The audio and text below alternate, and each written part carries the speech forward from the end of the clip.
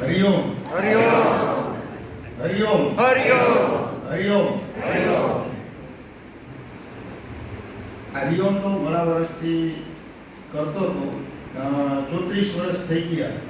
અને જ્યારે કોઈ પણ પ્રકારનું પુણ્ય હોય તો જ આ સાધનામાં આવી શકે.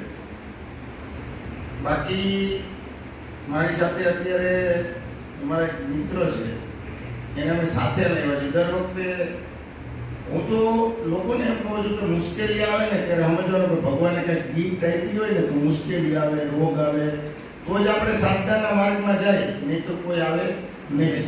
મારા ભેગા એક મિત્ર આવ્યા છે, એણે ઘણા બધા લોકોની સેવા કરી. શૈલેન્દ્રસિંહ જાડેજા સહકારી મંડળીના પ્રમુખ હતા. ઘણા બધા લોકોને પોતે કોઈ મંડળીમાં કેવી જવાબદારી હોય ખબર છે કે કોઈ ગુજરી જાય તો તાત્કાલિક પૈસા લઈ જવાનું, કોઈનું એક્સિડન્ટ થયું તો એના ઘરે જાય. આવું એણે નોકરી દરમિયાન ઘણા બધા લોકોની સેવા કરી. હવે એ વ્યક્તિને બ્રેન સ્ટ્રોક આવી ગયો. મને જ આશા નહોતી કે એ હાજા થશે, પણ ફિઝિયોથેરાપીને થોડું થોડું કરીને હાજા થયા. પણ હવે જેટલું વધ્યું છે ને એ અહીંયા રિપેર થઈ જશે, એ પાકું છે. બરાબર. તો પતિ પત્ની બંને આવ્યા. હવે પુણ્ય કેવું હોય, પતિ ને પત્ની જ્યારે જોડાય ને તો જ વધારે ફાયદો થાય. પણ મોટે ભાગે વખાના મયરા હોય અને બહુ ધોકા ખાતા હોય તો એકલા આવે. હજુ હું એકલો જ આવું છું 10 વર્ષથી. એટલે ધોકાની તમને થોડીક વાત કરી દઈ, કારણ કે ધોકાવાળો વિડીયો તો મારા ઘરના જોશે. હવે મારું 10મી શિબિર છે તપ સેવા સુમિરનમાં. હું જુનાગઢમાં અત્યારે બધા લોકો આજે એટલા માટે નસીબદાર છે કે આ વખતની જે વ્યવસ્થા છે ને એના માટે પોતપોતા માટે તાળી પાડવા જેવું છે. એક તો ગામની વચ્ચે તળેટીમાં ઓલા ગિરનારની ગરમી લાગતી હતી, ભૂકા ઉડી જતા હતા, અને 2 દી પહેલા એમ થતું હતું કે આ વખતે જવું નથી ભાઈ, હવે તો સારું જ છે ને. પણ અહીંયા આ વખતની વ્યવસ્થા ખરેખર બધા નસીબદાર છે. હવે મને મારા પિતાજીનું અવસાન થયું 2011માં, એટલે બહુ આઘાત લાગી ગયો. પછી ઊંઘ આવવાની બંધ થઈ ગઈ. એટલે પેલી શિબિરમાં હું આવ્યો ને ત્યારે મોહનભાઈ ને ગીર સોમનાથનો ઘણા બધા સાધકો આવે જુનાગઢના. અને જુનાગઢનો પ્રેમ છે ને, મને ખબર નહીં, સૌરાષ્ટ્રમાં જુનાગઢ, કાઠિયાવાડમાં ભૂલો પડજે ભગવાન, બધા પ્રેમી સાધક છે. હવે કેવું થયું કે ઊંઘ આવે નહીં. મારી બાજુમાં એક હોલમાં કેન્સર વાળા દાદા ઘસઘસાટ ઊંઘે. મને એમ થાય મને કેન્સર નથી થયું, મને ઊંઘ નથી. કેટલા પાપ થઈ રહી છે, ઊંઘ જ ન આવે. અને શાસ્ત્રીજીના રૂમ પાસે બહાર જઈને ઊભો રહી જાઓ, પછી રાતે હવા વાગ્યાનો ઊભો. શાસ્ત્રીજી તો 12:30 હુતા હોય આ બધી પીડા સહન કરીને, અને હું 5:30 સુધી ઉભો રહું, હવા વાગ્યાનો ઊભો 5:30. આમ તો ક્યાં સોજા રૂમે નીંદ નહીં આતી है, बोले ચોકલેટ બાટો લ્યો. એટલે સ્વાર્થી સ્વભાવ હોય એટલે ડિપ્રેશન આવી ગયું. અને જ્યોતિષ હોવાના કારણે દુઃખી માણસો આવે ને એટલે આપણને મજા આવે અને એના રૂપિયા મળે. સરકારી નોકરી સરસ મજાની. પિતાજીના ગુજરી ગયા પછી ડિપ્રેશન આવી ગયું, ઊંઘ આવવાની બંધ થઈ ગઈ.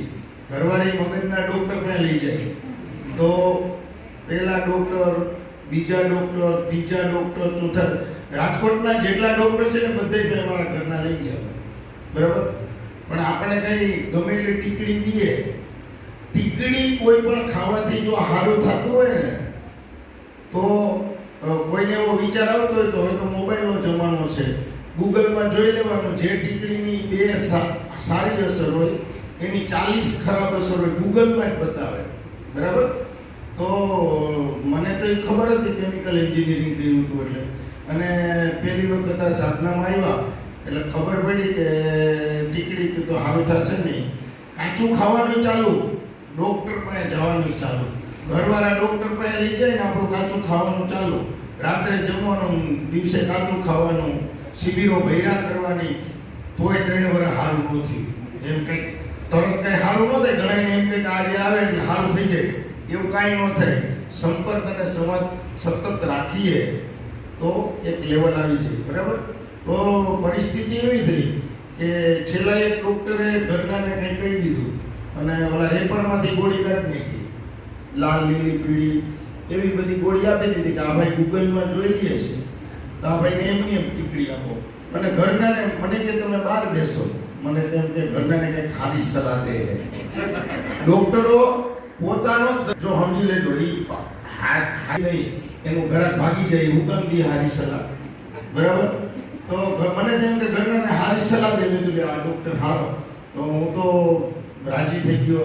લાલ, લીલી, પીળી ને એવી ટીકડીઓ હોય તો વાંધો નહીં, આમાં ગૂગલમાં તો કંઈ ખબર પડવાની છે ને કે એની સાઈડ ઇફેક્ટ કઈ છે. એટલે ઘરે જઈને રાતે મને કે જમી લો, દવા ખાઈ લ્યો. ખાઈ લીધી, સૂઈ ગયો. સવારે ઉઠીને કે હાલો નાસ્તો કરી લ્યો, એટલે દવા દેવાની છે. નાસ્તો તો થોડોક કર્યો, કારણ કે કંઈક આમાં તો નાસ્તો આવતો જ નથી. મેં તો 11 વાગે જ્યુસ કરી દેજે ભાઈ, આપણા નિયમ પ્રમાણે. તો કે હાલો જ્યુસ થઈ ગયો ને પછી કે દવા પી લ્યો. મેં કીધું દવા નથી પીવાની, ઊંઘ થઈ ગઈશ રાતે, હવે કંઈ જરૂર નથી દવાની. પછી ઘરમાં તો શું હોય, 2 માણસ હોય તો ઉપર વાહો ખુલ્લો હતો અને દવા પીવાની જેવી ના પાડી એટલે દે ધમાધમ હાવણીનો વરસાદ. આ હકીકત છે. અને 3-4 હાવણી ઠોકી દીધી. શેરીવાળા ભેગા થઈ ગયા કે શું કામ તમે અતુલભાઈને મારો છો, એ તો સીધા માણસ છે. અરે કે પણ દવા નથી પીતા. એ કે પણ નોકરીએ જાય છે ને, જવા દો ને. કે 100 માણસ શેરીમાં ભેગા થઈ ગયા અને મને એને 4 આવણી મારીને એક ધોકો લઈ માટલાને માર્યો. એટલે માટલું ફૂટી ગયું ઘરની વચ્ચે. ઘરમાં પાણી રેલમ છેલમ. પછી આગળનો પ્લાન હતો ટીવી તોડવાનો, કારણ કે એને ટીવી જોવું બહુ ગમે. ત્યાં આજુબાજુ આવી ગયા, ટીવી બચી ગયું. અને જો ટીવીને માર્યો તો કદાચ એ ધોકો મારા માથામાં મારે તેવું પડે. એટલે સારું કર્યું, એ પ્રયોગ ન કર્યો. તો હવે કારણ હાસ્ય માટે નથી, કેટલી ગંભીર પરિસ્થિતિ હતી. 4 વખત આપઘાત કરવાના પ્રયાસ કર્યા કે મારે જીવવું નથી. કારણ કે જો તમને ઊંઘ 1 રાત નો આવે ને, 2 રાત નો આવે, 3 રાત નો આવે, અનુભવ થઈ જશે કે આ સાધનામાં એક વસ્તુ શીખવા મળી કે શક્તિ છે ને એ ભોજનમાં નથી, ઊંઘમાં અને ધ્યાનમાં છે. એટલે ઊંઘ ન આવે તો ખબર પડે કે શું થાય. કેન્સર વાળા બાપા હોઈ જાય તો આપણે ઊંઘ ન આવે શું થાય, અને એ અહીંયા જોવા મળે, બીજે ક્યાંય જોવા ન મળે. કમ્પેરિઝન થાય, અલગ અલગ પ્રકારના રોગી આવે એના ભેગી સરખામણી પણ થાય કે આનો રોગ વધારે કે આનો રોગ વધારે. દરેક રોગ ખરાબ જ હોય છે. અને સાધનામાં તો પછી તપની ખબર પડી, પછી સેવાનો જ લોચો હતો. સેવા કરવાની આદત નહોતી, સેવા લેવાની આદત હતી, સેવા કરવાની આદત નહોતી. સુમિરન માટે કોકે કીધું વિપશ્યનામાં જાઓ, તો વિપશ્યનામાં તો રામજી કાકા જતા હતા. રામજીભાઈ ઠુમરા સાધનામાં બહુ જૂના, પણ એ વિપશ્યનામાં જાય ને વિપશ્યનામાં જઈને પોતે ટીકડીયું ખાય પાછા. મેં કીધું આ મારો બેટો આપણને એમને નહીં આવે. તો એક શિબિર તો માંડના એના ભેગી ગઈ. બીજી શિબિરમાં હું એકલો ગયો વળી હિંમત કરીને. તો રાતે ચક્કર આવવા માંડ્યા. તો મેં શાસ્ત્રીજીને ગમે એમ કરીને ફોનમાંથી માગી. ત્યાં તો ફોન લઈ લીધો એટલે અહીંયા ટેબલ પાસે જઈને માગીને ફોન કર્યો. મેં કીધું શાસ્ત્રીજી આ લોકો ચક્કર આવે છે ને વિપશ્યનામાં આવ્યો છો, મને કે ગોળનું પાણી પીવો. એટલે રાતે 10:30 રસોડું ખોખડાયું, ઓલા ભાઈ બેઠા હતા. મને ગોળનું પાણી પીવું કે ગોળનું પાણી નહીં મળે અત્યારે, આ સમય પૂરો થઈ ગયો છે. ચંદુભાઈ કરીને બહુ હતા, બહુ સિનિયર સાધક હતા. તો શાસ્ત્રીને ફોન કર્યો, ગોળનું પાણી દેતા નથી. મને કે ભાગી જાઓ. વિપશ્યનામાં વંડી કૂદીને બહાર. તમે વિચાર કરો ધમકોટ કેટલું દૂર, ત્યાંથી ઘરે પહોંચવું. તો રાતે ભાગી ગયો, રાતે 11:30 ભાગી ગયો. થેલા પેલા ઉપાડી કે મારે રહેવું નથી. પકડી રાખ્યું એક. તો હવે તકલીફ તો જે હતી શરીરમાં અને મગજમાં એ બધી હતી. સારું કેવી રીતે થયું? પ્રશ્ન તો એ આવે ને કે આટલી બધી દવાઓ ખાતા હતા, તો સત્યપ્રકાશ સ્કૂલમાં મનવીર સાહેબની સ્કૂલમાં ઉપવાસ શિબિર હતી. હવે જિંદગીમાં કોઈ દી ઉપવાસ કર્યો નહોતો, તો લીંબુ પાણી ઉપર ઉપવાસ કર્યો. એનિમલ લેવડાવે, પછી લીંબુ પાણી પી પાછું ઓમણે કરવાનું. આ કાંઈ ખાઈને કઢાવે જ બરાબર છે, આ તો ઉપવાસમાં ઉલટીઓ કરાવે. મેં કીધું આ ભલે ને કરો, કીધું કાંઈ ખોટું નથી. આમ તો આટલો સમય 4 વર્ષ 3 વર્ષ હેરાન છે તો શું ખોટું. પગના તળિયે માલિશ કરવાની, પછી રાત્રે સૂઈ ત્યારે, પછી વમન કરવાનું સવારે, અને બપોરે લીંબુ પાણી દઈએ, અને સાંજે લીંબુ પાણી દઈએ, પાછું સાંજે એનીમાં લેવાનો. પહેલી રાત્રે 7 કલાક ઊંઘ આવી. તો કીધું આ તો બધા ડોક્ટરને ડોક્ટર દવા દેતા હતા, ઊંઘ નહોતી આવતી. ગામમાં બધા એમ કે ખાઈ તો જ નીંદર આવે, તો ખાધા વગર નીંદર આવી. એટલે કીધું આ ટીકડી વાળો ખેલ તો ખોટો જ છે, અને ખાવાનો ખેલ એ ખોટો. એટલે પહેલી રાતે મસ્તીની ઊંઘ આવી ગઈ. બીજી રાતે ઉપવાસ કર્યો તો નીંદર આવી ગઈ, અને ત્રીજી રાતે નીંદર આવી. એકથી 7 કલાક, એકથી 5 કલાક ને એકથી 6 કલાક ધારો. 3 રાત નીંદર આવી. ખબર પડી ગઈ કે ઉપવાસથી પણ નીંદર આવી જાય છે. તો તપ સેવા સુમિરનમાં કાંઈક દમ છે એવો વિશ્વાસ થઈ ગયો. હવે સાધના છોડવાની તો હતી જ નહીં. કોક નવા મિત્રને લઈને આવવાના, દર વખતે કોકને લઈને આવવાનું. પછી હવે ઓલા ડોક્ટરે શું કીધું હતું ને એ પછી ખબર પડી, હાજા થયા પછી. મેં ઘરવાળીને પૂછ્યું, તે મને માર્યો તો શું કામ? તે હાવણીએ માર્યો શું કામ? મને કે એ ડોક્ટરે એવું કીધું હતું કે તમારો ઘરવાળો દવા નહીં પીવે ને 1 કરોડે 1 માણસને આવો રોગ થાય, એને સ્કીઝોફ્રેનિયા કહેવાય. એ દવા નહીં પીવે ને તો આપઘાત કરીને મરી જશે, નો પીવે તો એને મારજો, એટલે મેં તમને માર્યા. હવે બિચારીનો કઈ ખરેખર તો એનો વાંક નહોતો ને. ડોક્ટરે કીધું હતું કે દવા ન પીવે તો મારજો એમ. હવે ડોક્ટરો તમે દવા લેવા નહીં જાઓ ને 3 મહિના પછી ચેકિંગ કરવાનું હોય, ડોક્ટર પાસે દવા લેવા ન જાય તો ડોક્ટર એમ કહે તમને સારું નહીં થયો, પછી કાંઈ થાય તો મારી જવાબદારી નહીં. ઓપરેશન કરે ત્યારે હુગડાવે ત્યારે તો સહી કરાવે. તમારી હું ગાંઠ કાપું મરી જાઉં તો મારી જવાબદારી નહીં. એલા ભાઈ, તો આ જો ઓપરેશન કરવું હોય તો સહી તો કરવી જ પડે. તો તપ આવડી ગયું, સેવા નહોતી આવડતી. સેવા કેવી રીતે શીખાય? સેવા કરવાની આદત પડી.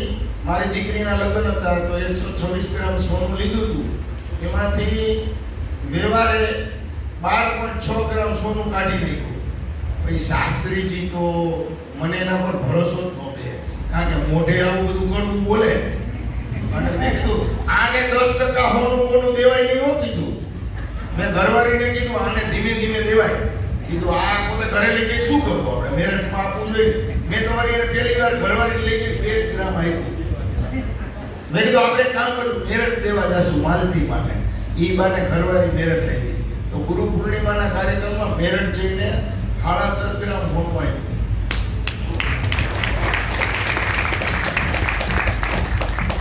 પછી એટીએમ માંથી પૈસા ઉપાડે ને 20,000 રૂપિયા, એટલે ભગવાનનો ડબ્બો રાખ્યો, એમાં 2,000 નાખી દેવાના. 11,000 રૂપિયા ઉપાડી તો 1,100 રૂપિયા નાખી દેવાના. પગાર વાળી નોકરી એટલે નફો જ કહેવાય ને બધો. એટીએમ માં આવે નફો જ કહેવાય આપણો. પછી 5,000 ઉપાડે તો 500 રૂપિયા નાખી દેવાના. તો 10% કાઢવાની બાકી આદત પડી ગઈ. એમાં ઘરવાળીને કઈ વાંધો નહોતો. એ કે કાંઈ વાંધો નહીં, તો એ તમારા પૈસા તમે તમારે કાઢો. હોનું દેવાય ભેગી એવી. હજી શિબિરમાં આવીને અત્યારે આમાં જીતુભાઈ બેઠા છે. જીતુભાઈ રાજકોટથી શિબિરમાં આવ્યા. જીતુભાઈ ને 60 કિલો લોટની રોટલી વણે છે, અને સિવિલ હોસ્પિટલના દર્દીને રોટલી દેવા જાય. અહીંયા જીતુભાઈ બેઠા, જીતુભાઈ ઊભા થાય. જીતુભાઈ અહીંયા બેઠા છે, જો પાછળ બેઠા. 60 કિલો લોટ જાતે વણવાનો, એની બેસો જીતુભાઈ, એની સેવાનું પુણ્ય એને અહીંયા ખેંચી લઈ. મારા ઘરનાને આજે સવારે એનો ફોન આવ્યો તો હું પહોંચી ગયો ગઈકાલે. મારા ઘરના કીધું વાત કરો, તો મારા ઘરના જે એને જે શબ્દો કીધા તો જીતુભાઈ તો વિચારમાં પડી ગયા. એ કે ભાભી આવો, એ કે તમે રહ્યો અહીંયા, ભેગા રહેજો ત્યાં. એટલે શિબિરમાં આવવાની વાત નહીં. ઈ કે જો ઈ કે અહીંયા માથાકૂટ ન કરતો ને તો ડાયાબિટીસ ને બીપી આવી જાય. ઘરનાને ડાયાબિટીસ આવી ગયું નથી આવ્યું, બીપી આવી ગયું, તો કે હજી જો તમારે યાર માથાકૂટ કરો તો મને ડાયાબિટીસ આવી જાય. મેં કીધું મને ડાયાબિટીસ ને તને ડાયાબિટીસ, તો આપણે બેને હાચવશે કોણ? બરાબર. હવે સંપૂર્ણ ઊંઘ આવે છે. બીજું વિચારોનો ભેદ હતો. કુટુંબના લોકો, સમાજના લોકો, 5 લોકો વિરોધ કરે સાધનામાં આવો ત્યારે. જેને 5 પેલી પત્ની આવતી હોય તેનો પતિ ને થોડું વજન ઘટે ને, લે તમે તો કેવા થઈ ગયા છો. એટલે પાડોશી. ત્રીજો પિતરાય, કાકાનો દીકરો, મામાનો દીકરો આવે ને એમ કે હોટલમાં ખાવા આલો ને તમે બપોરે કે હું કાચું ખાવું. હવે આવા ધંધા રવાડે ન ચડાય. એટલે ત્રીજો પિતરાય. પત્ની, પાડોશી, પિતરાય પોતાના જે નજીકના હોય ને એ વિરોધ કરે. અને પારકા હાવ ઓળખતા હોય, જો તમે કોકને બહુ ગમે આ ગામમાં માઇક લઈ ન નીકળો તમે તપ સેવા સુમિરન કરી તો લોચો પડે. પારકા એમ કે તમને કઈ ખબર ન પડે શું આ ડોક્ટરો નવરા બેહી છે. પણ દવા બધી જ બંધ થઈ જાય. ગોઠણના દુખાવો તો તરત મટી જાય. આવો ઊંઘ ન આવવાની બીમારી ડોક્ટરો મને ડોક્ટરો ફી લેવાની ના પાડતા. બોલો, હું ડોક્ટર પાસે જાઉં ને મને કે તારા પૈસા જોતા નથી કે તું અહીંથી ભાગી ગઈ. 800 રૂપિયા દઈને 2 લીટી લખવામાં ના પાડતા. એટલે ડોક્ટર કોઈ દર્દીને ના પાડે નહીં. મારાથી ડોક્ટરો કંટાળી ગયા હતા, ઘરના કંટાળી ગયા હતા, ઓફિસ વાળા કંટાળી ગયા હતા. જુનાગઢમાં હવે શાસ્ત્રીજીએ ગાંધીનગરની શિબિરમાં તો એકવાર એવો ખેલ કરાવ્યો, તમને દાંત આવશે, ઘણીવાર તમને કડવા લાગે. મને કે મીઠાઈ પાકો, તો હું તો રાધેમાંથી 10 કિલો મેં ચોખા ઘીનો મોહનથાળ મંગાવ્યો. ચોખા ઘીનો એટલો બધો મોંઘો આવે. તો મને તેમ કે આપણે કીધું છે તો હાંજે આપણે મંડી વેચવા. તો એને ખબર પડી ગઈ, 2-3 બટકા દીધા ને કે બોલાવો એને. મને કે ક્यों बांट रहे हो? मैं तो आपने बोला था ना मिठाई बांटो. बोले ये खांड वाला है, ये बांटने का नहीं है. તમે વિચાર કરો, 8,000 રૂપિયાનો મોહનથાળ મગાવ્યું હોય અને શિબિરનો પહેલો દી હોય અને તમને કોક ના પાડે તો તમે તો શિબિર મૂકીને ભાગી જાવ ને. પછી હું તો મેં કીધું આપણે એક કામ કરી, ગાંધીનગરમાં કોક ઓફિસરને મળવા ગયા એને દીધો. હર્ષણભાઈની ગાડીમાં જતો 2 કૂતરી વિયાઈ લેતી એને ખવડાવ્યો ચોખા ઘીનો મોહનથાળ. તો પણ કઈ 8 કિલો મોહનથાળ માટે આપણે સાધના છોડી ન દેવાય. બીજું, અત્યારે ભગવાનના ડબ્બામાં ઘણા બધા પૈસા ભેગા થઈ જાય દર વખતે. ઘરનાએ કોઈ દિવસ ના પાડી નથી, તો એમાં એનો સહકાર છે. 10% આપવામાં એને વાંધો નથી. એને મને સાજો કરવામાં 100% એને રસ જ હતો. એને કોઈ તકલીફ નહોતી. પણ સાધનામાં એને નથી આવું, બરોબર? એને આવા દેવામાં વાંધો નથી. અમારા દવે સાહેબને બીપીની તકલીફ છે, તો દવે સાહેબ કન્ટિન્યુ મારી 9મી કે 10મી શિબિર છે, એની 7મી શિબિર છે. તો એવો એક મિત્ર પણ ગોતી રાખો. કોઈ લેડીઝ હોય તો બેનપણી ગોતી રાખવી કે જે આપણને સપોર્ટ કરે, આપણે એને સપોર્ટ કરી. બરાબર? તો સાધના માટે સંપર્ક અને સંવાદ એ ચાલુ રાખવો પડે. અને એ જો ન રહે ને તો લોચો પડે. અને બાકી કેવા ભાગી જાય છે એ એક આશ્ચર્યની વાત છે. અમારે રમેશ કોયાને એને શાસ્ત્રીજીને એવા પલાખા પૂછ્યા, એવડો મોટો સાધકની વ્યાખ્યામાં બહુ મોટી વ્યક્તિ છે. તો વ્યક્તિગત ઘણીવાર લોકો ઊંચાઈમાં પહોંચે પછી સાધના મૂકી દે, એવું પણ ના થાય. સાધના નથી મૂકી પણ વ્યક્તિગત પ્રોબ્લેમ થાય તો મનમાં રાગદ્વેષ થઈ જાય. બરાબર? તો સાધનાને મૂકવાની નહીં. ગમે એ થાય, શિબિર હોય ને વર્ષમાં 1 વાર 2 વાર 3 વાર પહોંચી જાવ તો પહોંચી જાય ને તો બધી બીમારી, જો તનથી સુખી થવાશે, મનથી સુખી થવાશે ને ધનથી સુખી થવાશે. હજી એક ઉદાહરણ છેલ્લું કીધું, કેવા બનાવો બને. અમારા મિત્ર બેટા મારા ભેગા શિબિરમાં આવે અને મારાથી એનો મેરિટ યાદીમાં નંબર પાછળ, અને મને જે જગ્યાએ પ્રમોશન મળવું જોઈએ એ જગ્યાએ મને ન મળ્યું. આ ભાઈને આપી દીધું. શું કામ ખબર છે? એને સેટિંગ હતા, આપણને ખબર નથી, ભગવાન જાણે.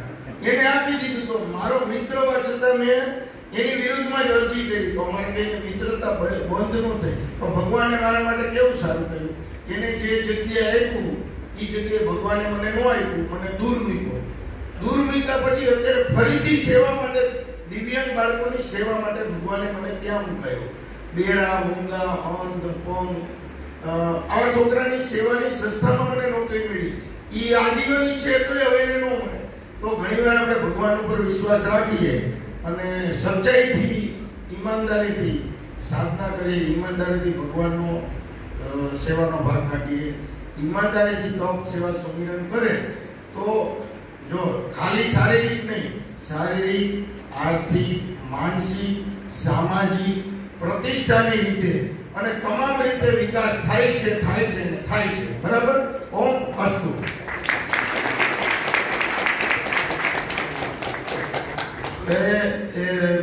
આપણી આગળની વાત કરું. મારે 2 દીકરી છે. હવે દીકરીના જીવનમાં પણ ઘણા એવા બનાવો હોય. મારી મોટી દીકરી છે ને એ હોમિયોપેથી ડોક્ટર છે, નાની બેબી સોફ્ટવેર એન્જિનિયર છે. આ ઘટના એવી બની કે છોકરો બોલતા હતા એટલે મોટી છોકરીની હાઈટ થોડી ઓછી છે, તો રૂપાળી છે પણ હાઈટ ઓછી, એટલે છોકરો મળે નહીં અને ઘણા બધા છોકરા જોયા તો નો મેળ ખાધો. અને એ સમયે ડિપ્રેશનની થોડીક અવસ્થા હતી મારી, પણ ભગવાનની હારે આપણે જોડાઈ ગયા હતા સાધના દ્વારા. તો એને એક બ્રાહ્મણના છોકરાને પ્રેમ થઈ ગયો અને પછી એને મને વાત કરી. હવે એ એવો બધો અઘરો કેસ આવ્યો. બેબીને થેલેસેમિયા માઇનોર છે અને એટલે લોહી ઓછું હોય અને પીસીઓડી બહેનોને તકલીફ હોય, સંતાન ન થાય. થાઇરોઇડ, પોતે ડોક્ટર છે, સંતાન ન થાય. હવે એને જે છોકરો હોય તો ને તો મને, હું જ્યોતિષ એટલે મને કીધું બેટા કુંડળી મેં જોયું. મેં કીધું આમાં તો આ છોકરાને ડાયાબિટીસ છે એવું મેં મારી દીકરીને કીધું. ના એટલે પપ્પા કાંઈ નથી. કાંઈ વાંધો નહીં હાલો. પછી ગામમાં તપાસ કરી કે એના પપ્પાનું નામ શું, કોર્પોરેશનમાં નોકરી કરતા હતા. એક રેતીવાળા સાહેબને મળ્યા તો એણે કીધું મને, મારી મિસિસને પછી હું લઈ ગયો એ સાહેબ પાસે. એ કે આ છોકરો જન્મો ને તેથી ઇન્સ્યુલિન લે છે. જે મારી દીકરીને જેની હારે પરણવાનું, જેની હારે એને પ્રેમ હોય અને એના વેળાપક કંઈ થતા નહોતા. હું જ્યોતિષ, ગામની કુંડળીઓ મેળવું, દીકરીના વેળાપક ન થાય, એમાં એવા યોગ. અને ઓલા ભાઈએ કીધું કે એ છોકરો તો જૈનનો તેદુનો ઇન્સ્યુલિન લે છે, હવે શું કરવું? ભાઈ તો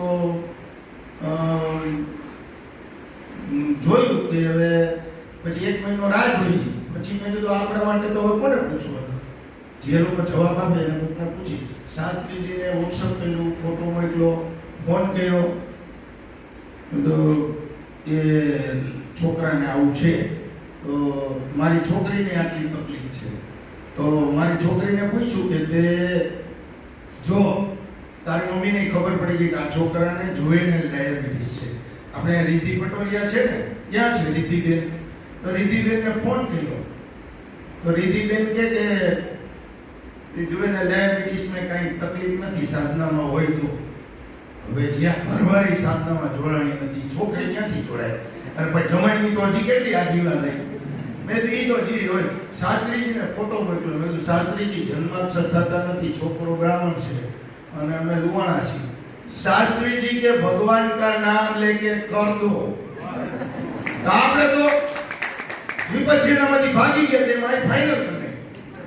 અને ફાઇનલ કર્યા પછી કુંડળીમાં એવું આવતું હતું કે સંતાન ન થાય, એની ઘરે ટનાટન 2.5 વર્ષનો છોકરો છે. બરાબર? બીજી વાત, બ્રાહ્મણ છે, જમાઈ ખૂબ સારા છે. હવે જમાઈ જ્યારે પ્રાઇવેટ કન્સલ્ટન્ટ હતા, અત્યારે ભગવાનની એવી કૃપા થઈ કે એનું ઇન્ટરવ્યુ આવ્યું અને જમાઈ નાગરિક બેંકમાં મેનેજર તરીકે સિલેક્ટ થઈ ગયા. તેના કારણે ભગવાનની હારે આપણે જોડાયેલા હતા. આપણી સમસ્યા હોય ને ભગવાનની સમસ્યા. તો મોટી દીકરી સંપૂર્ણ સુખી, આવતા મહિને પાછું બીજા બાળકની મમ્મી બની જવાની છે. બરાબર? જો હવે શું તકલીફ? બંગલો બનાવ્યો. મારી 3 પેઢીમાં કોઈને બંગલો નથી. એવો એને બંગલો બનાવ્યો. પપ્પાએ જૂનો પ્લોટ 270 વાળનું મકાન, 4 માળ હાઈટનો લિફ્ટ વાળો બંગલો બનાવ્યો. હવે આવું સુખ તો મારી દીકરીને હું ક્યાં દેવાનો હતો? બરાબર? તો તો ભગવાનની હારે જોડાયેલા. હવે નાની દીકરી છે સોફ્ટવેર એન્જિનિયર, બરાબર, એના માટે છોકરો ગોતી છે, એમાં હજુ કઈ ભેગું થતું નથી. કઈ આપણે ભગવાનનું અટકાવીને બેઠા હોય ને, ડબ્બામાં 17,000 હાલી રેખાય ભગવાનના, એટલે હાલવા નહીં ભગવાનના પૈસા, નહીં તો ફિટ થઈ જવાય. એટલે વેતા કરવા, બરાબર, બહુ લોભ રાખીને તો લોચો પડે. તો મોટી દીકરી સુખી, નાની દીકરી પણ સુખી થવાની, ઈ આશીર્વાદ. શાસ્ત્રીજીને તો 2 ગ્રામ હોવું આપ્યું, માલતી માને આપ્યું, કીધું આમાં આપણને ભરોસો નથી હો ભાઈ, કીધું માન કરવાની કીધી કે આમને સીધું દેવાય નહીં. તો માલતીમાં એવા આશીર્વાદ આપ્યા હતા, માલતીમાં તો નથી એવા આશીર્વાદ. आपकी बेटी इतनी सुखी होगी और भगवान इतना सुख देगा, इतनी शांत होगी, जैसे परिवार मिलेगा तुम मेरे को याद करोगे. तो हजी बीजी માટે મને માલતીમાં ઉપર વિશ્વાસ 100% છે. બીજો વિશ્વાસ ભગવાન ઉપર, બરાબર. તો બધું કાર્ય, અને મને તો ઘણી વાર એમ થાય મારું બધું ભગવાન જ હલાવે, બોલો. નહીં તો આવો ડિપ્રેશન વાળો માણા, હાવ ગાન પણ આવી ગયું હોય. અને અત્યારે એવા બાળકોની સેવા માટે, હમણાં બાળકો માટે એક આખી એસી લેબ બનાવી. એ એક બેન ધારાસભ્ય લેટર લખી, તો બીજી વાર ગયો મેં તો બેન બીજો લેટર લખ્યો બીજી લેબ માટે. બેન કે કોઈને લેટર નથી લખો, મારી ગ્રાન્ટમાંથી બધું તારે જોઈએ એટલું બાળકો માટે, બોલો. 22 લાખ રૂપિયા મંજૂર કરી દીધા. દર્શિતાબેન શાહ 79 ના ધારાસભ્ય. તમે વિચાર કરો, જેની માટે હું મદદ માંગવા જાઉં અહીંયા ભગવાન એના હૃદયમાં વસી જાય. ખ્યાલ આવ્યો તમને? તો ભગવાન આપણી હારે રહીએ, સાધનામાં જોડાયેલા રહી અને મૂકી નહીં દેવાનું. બસ મૂળ વાત એટલી, પકડી રાખવાનું. આ તો ઘણા એક શિબિર કરે ને બીજી વાર દેખાય જ નહીં, એવું નહીં કરવાનું. મેં જો 192 કિલો વજનવાળા ભાઈની ઇન્ટરવ્યુ, ઘણાને ઇન્ટરવ્યુ લઉં છું, પત્રકાર, કેમિકલ એન્જિનિયર. તો સેવા ગમે એ રીતે કરાય, પ્રચાર કરીને સેવા કરાય, કોઈને ભેગા લઈ આવીને સેવા કરાય. તો સેવા પણ ચાલુ રાખવાની. ઓમ